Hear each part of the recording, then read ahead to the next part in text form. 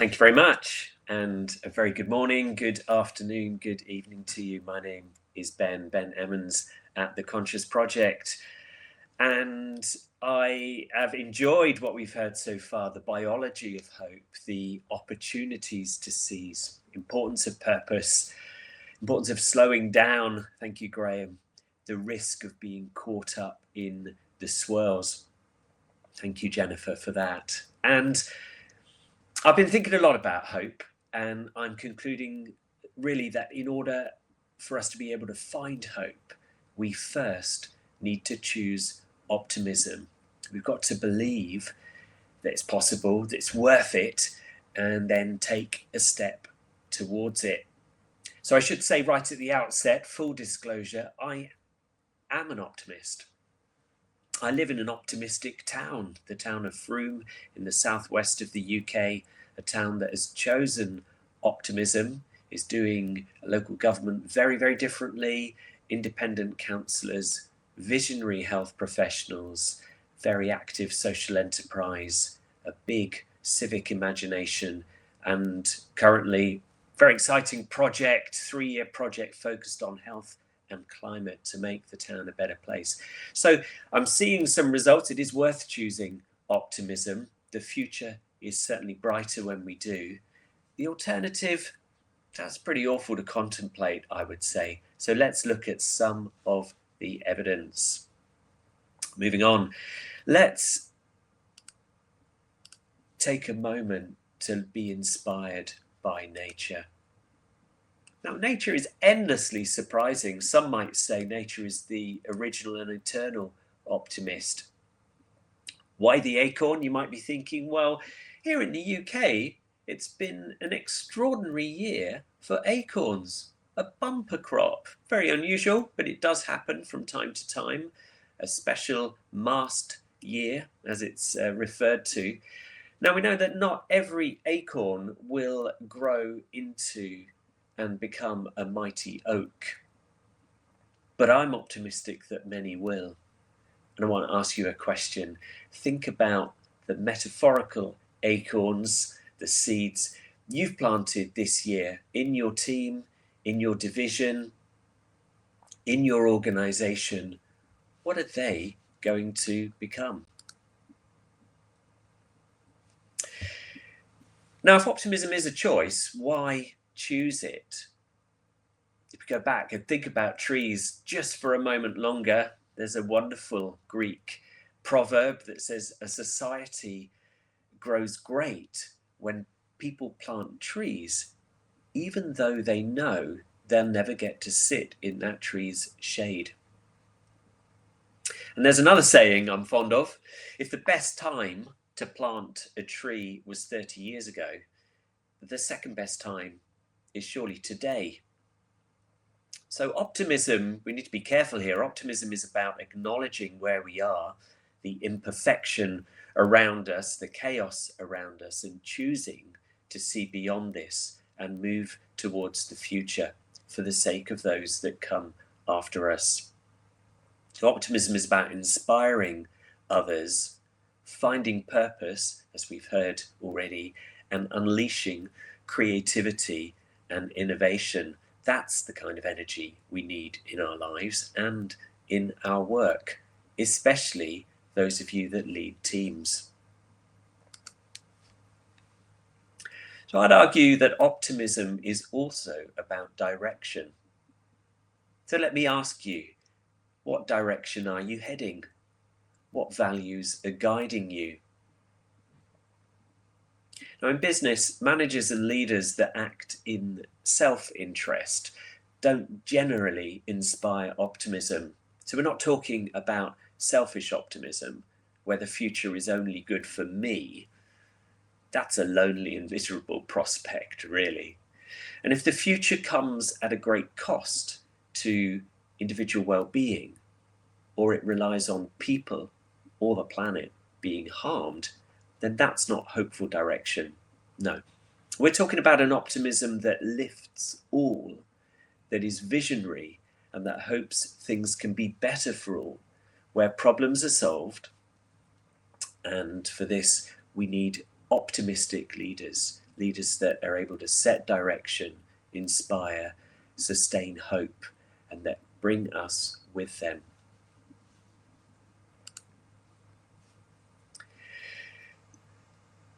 Thinking about dreaming. Dreaming is a very important thing, but we do need to move beyond dreaming. And optimism as an attitude, I think we need to recognize that optimism alone isn't what's going to create a better future. So we need to think about and talk about active optimism. What is it? How does it show up in work? Our work at the Conscious Project, where I'm a director, is very much values based. And for 25 years, certainly I have worked towards development goals to uphold charters and conventions for human rights, for child rights in my work in international development. We need that optimism, the optimism that created those charters, that dreamt of a brighter future for all. So active optimists are able to shape culture, step into the world of possibility, and make it a reality.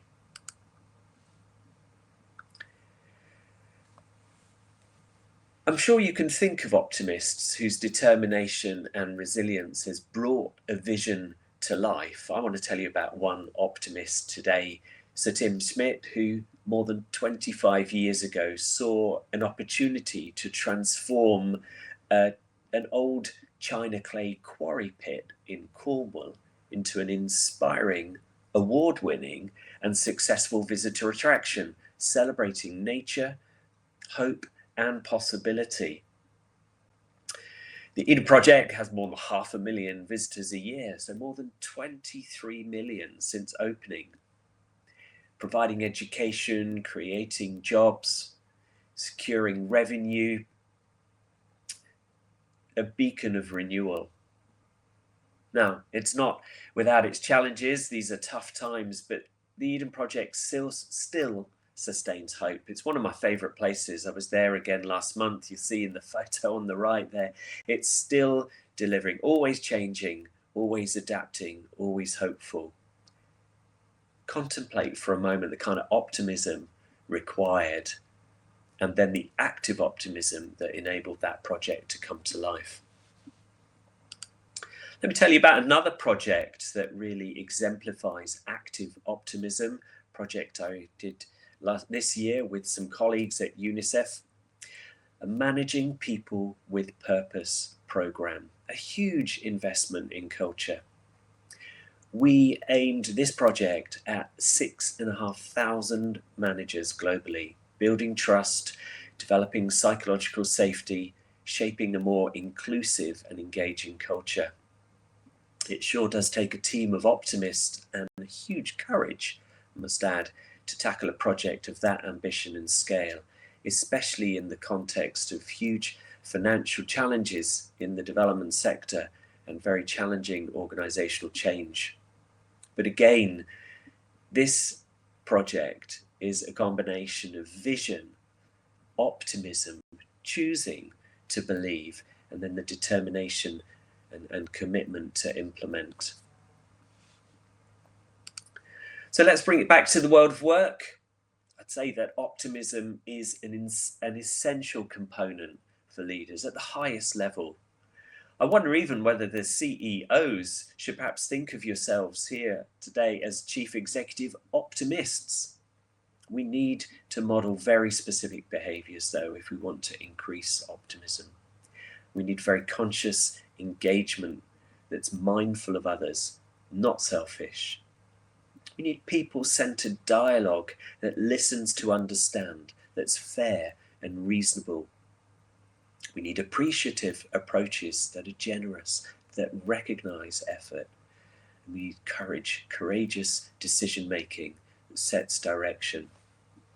So let me ask you, have a little reflect on how you've been demonstrating these behaviors this week. Where have you demonstrated optimism? What have you done today to make someone's life a little better, to make the world a better place? What will you do tomorrow?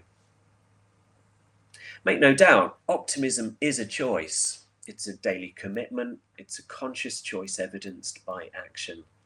And each day presents an opportunity, a junction. Will you step forwards? Will you channel your optimism actively?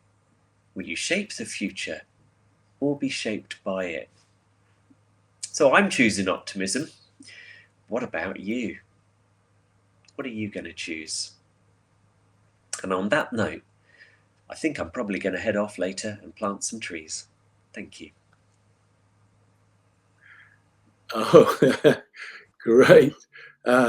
Thank you, Ben. You'll do your bit for the environment with planting your trees. I love the idea of CEO being the chief optimist in the organization. I think that's really great.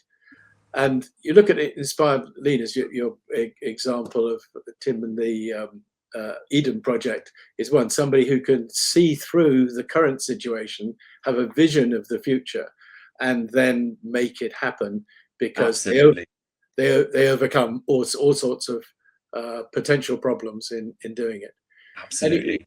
you look at the chief executives of some of the more in what I would call enlightened organizations. You get people like Ricardo Semler of Semco, Jock de Bloss from the Herzog in Holland, and a number of these relatively radical organizations that have really slimmed down and changed the way people work because they've genuinely empowered people. It takes an optimist to see through all the practical problems of how do you do this, how do you get around the regulation, blah, blah, in order Absolutely true. Yeah, and that some really, embrace it, some cling to it, and yeah. maybe we need to be ready to do both. Well, and I think that really builds on the previous presentations about taking time to stop and breathe and think and prepare.